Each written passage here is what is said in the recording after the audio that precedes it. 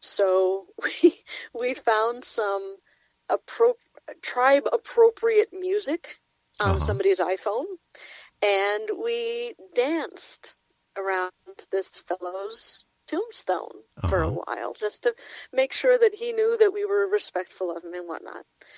And it was the strangest thing.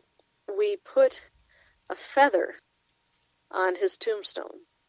Now, this was outside, granted, but it was a very still day.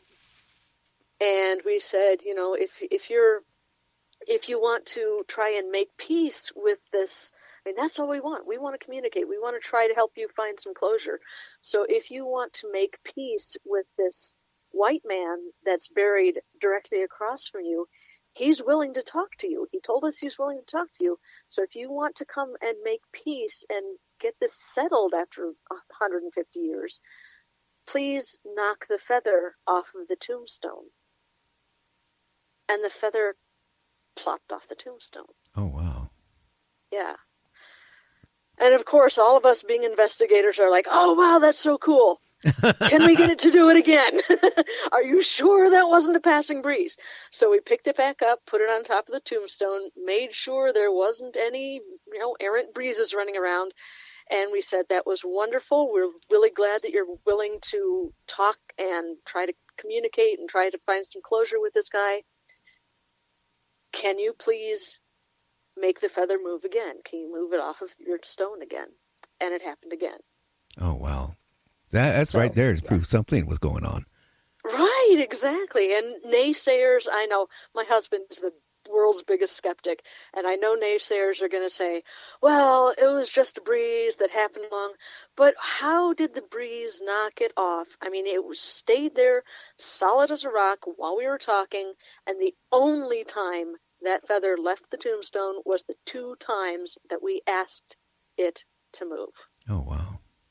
Yeah. So did you get any other information from him at all while you were there? I mean, other than the feathers? Not so much. I need to contact the other group and see if they got any weird EVPs or anything. Uh-huh. So I'm going to listen to it more carefully when I put the show together with the second time. Uh-huh. But it's so very interesting. The possibility for communication is so ripe. I really wish I were more sensitive than I am. Uh-huh. Well, I've listened to some people, their tapes back when they went into the cemeteries and stuff, and they were the only ones around. And, they got, like, hi, or what are you doing here? Or, where's my mom? And little things like that. And it's, when you're hitting a cemetery at 1 or 2 o'clock in the morning, and there's no residential area around there, and you're hearing stuff when you're playing this back, and you're not hearing it when you're there. It is. Yes, Yeah, that's awesome. I mean, but on the other hand, I don't know if I was walking in the cemetery at 2 o'clock in the morning and all of a sudden, I started, hearing these things through the headphones. I don't know if I would stay in the cemetery very long.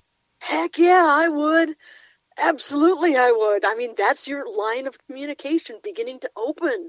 Well, Sylvia, that's great. What happened to me, and I think I said this 2 nights ago on a broadcast.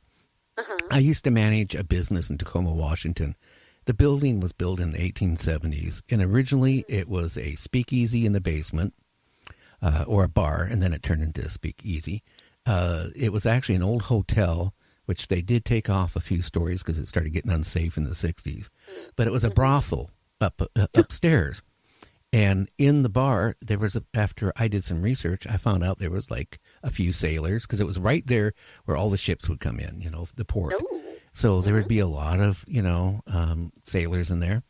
And I found out there was a lot of good people got killed in that bar. Ooh. And I guess there was a couple prostitutes that got killed, upstairs around the 1890s or something like that, if I remember right. But I had employees that worked for me. It was a camera retail business. I managed like 3 stores. And I would have employees come up to me, and I managed that business for almost 17 years. And during that 17 years, I had a lot of employees. I've had like I had an ex-Navy SEAL. I had an ex-Ranger. A guy who was a chief bosun mate on the submarine, people that you know are stable. And I would send them downstairs to bring up stock, for either our store or another store. And they would come back up and they would say, something is down there. And, some of the other guys, that's all they would say. And then they would kind of quit, at the end of the pay period, they would quit.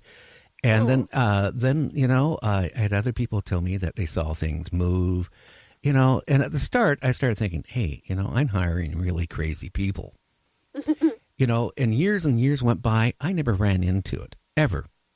And then one day I went downstairs to get something, and I was the only one person up there working other than me that day. It was on a weekend. And I smelled lilac. Now, this basement is very dimly lit. It was really old, and the basement actually went under the sidewalk and probably halfway under the street. Oh, my. And, I smelled lilac. I expected maybe a smell sewer, Right. And it got really cold. And so when I backed up again, there was a lilac smell. And then I went and got the stuff and came back through, and no cold spot, no smell of lilac. Several weeks went by, and I was down there quite a few times, no problems. And then I went down there one time. Again, I was by myself. This was one or two employees upstairs. And I went to get something, and I'm walking and again, it's really dimly lit, okay, which is kind of eerie. But I felt somebody tap me on the shoulder, but, like when somebody would tap you with their fingertips and it kind of hurt. Okay, so I turned around. I was about ready either to punch somebody's light out or yell at them. I'm not sure which one. There was nobody there.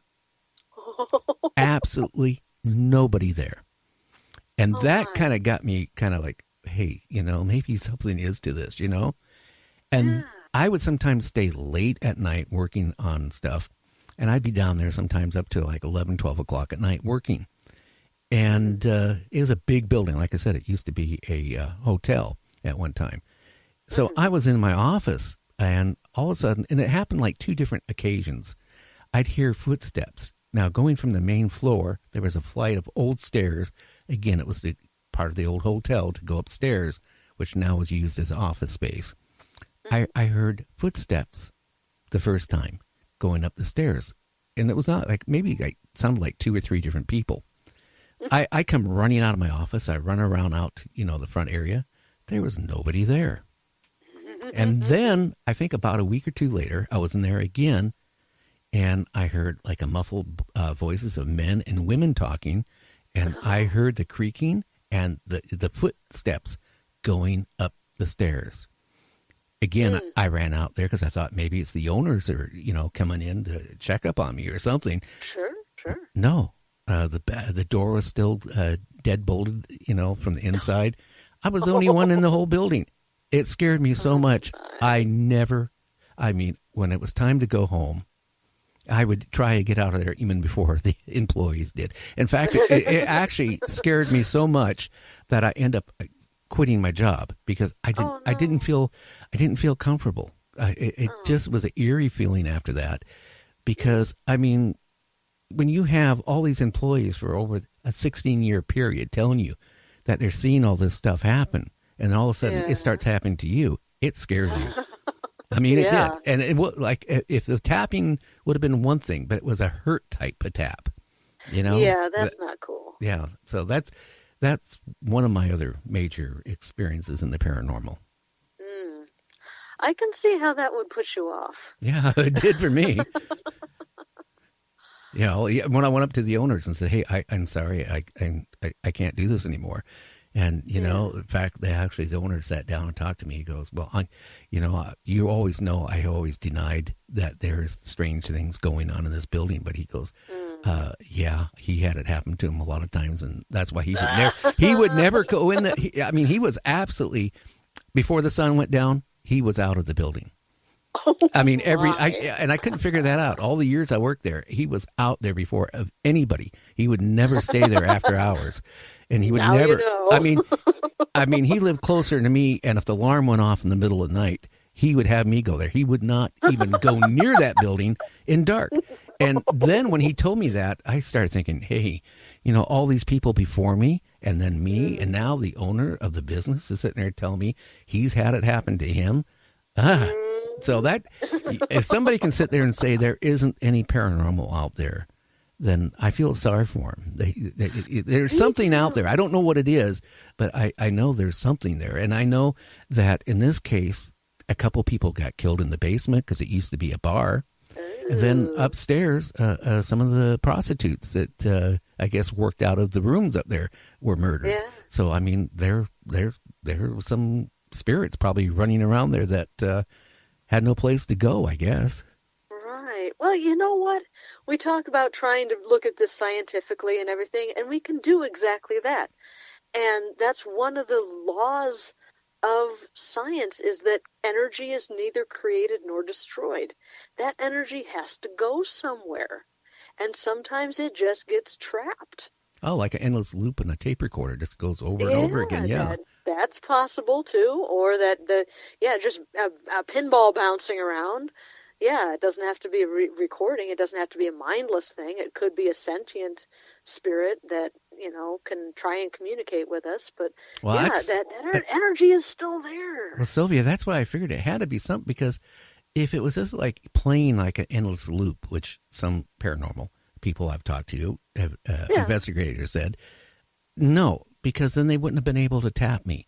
And when they when they tapped me and it hurt, tells me that there's more to it, and then just what do you call it? Radio waves floating around, for the last 100 years. And the smell of lilacs, too. If that would, you said it came and went. It is something that comes and goes. Yeah. And that does not sound like a residual haunting to me either. I mean, if they can manifest the smell of lilacs sometimes and not necessarily other times. Well, I never even knew what lilac smelled like. What I actually did, there was a store about a half a block away. It sold ladies, colognes and makeup and stuff. Uh-huh. So I went in there, and just out of curiosity, I went and started smelling colognes till I found it. And that's I never knew what lilac.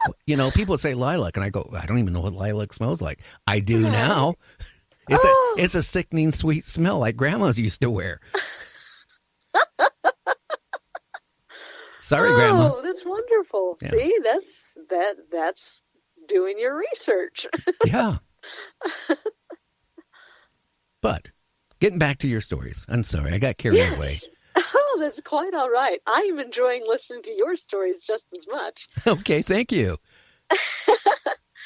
Okay, so the Peoria State Hospital. That's why we're here this evening.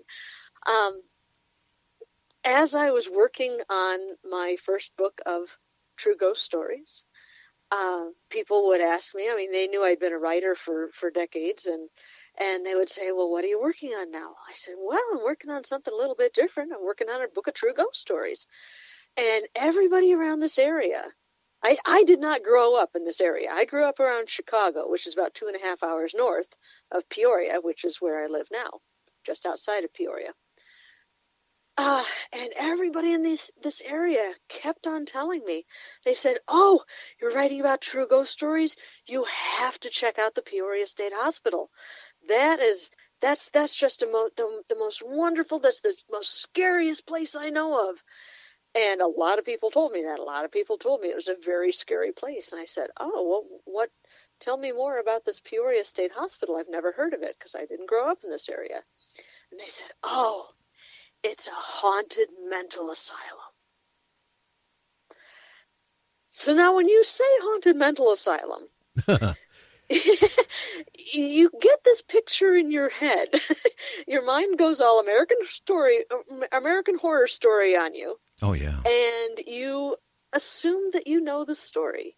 You assume that because it's a haunted mental asylum, it was a place of pain and fear and abuse. Oh, probably a lot of pain and a lot of abuse. That's, back, how old was the hospital? When was it founded, roughly? It was in operation from 1902 to 1973. Yeah, back around 1902. I mean, they were into like shock treatments and and That's what basically torture believes. of a human, to make him normal. Oh yes. Mental illness was dreadfully misunderstood in those days. It had been for